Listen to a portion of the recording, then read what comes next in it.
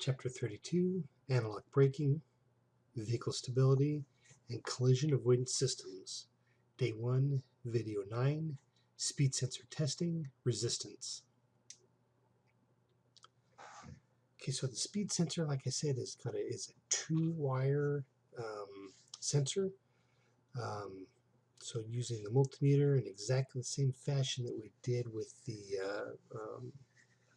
voltage generating test or the output test, is to we've got the sensor unhooked, our leads in between the two terminals there on the connector. We've taken the multimeter and changed it to our ohms reading, and what we want to see is between 700 and 3,000 ohms of resistance between those two terminals. So the wire coming out, the coil of wire going around the magnet, and then coming back to that plug-in there at the speed sensor. 700 to 3,000 ohms also lets us know if that is a good speed sensor. Why would we use one method over the other? Okay, so the voltage test or the sensor resistance test, if we got a fault code saying that the speed sensor, there's no signal coming from the speed sensor, we could unhook it very easily, do an ohms test of it.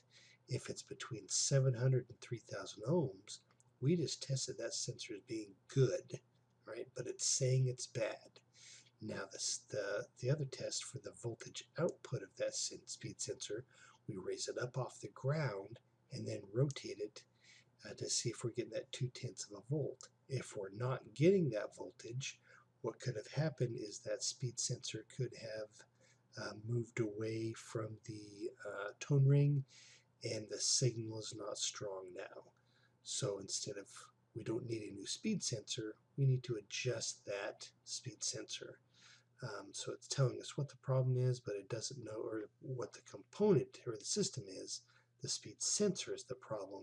It didn't tell us exactly what the problem is. So that's what we use the multimeter for.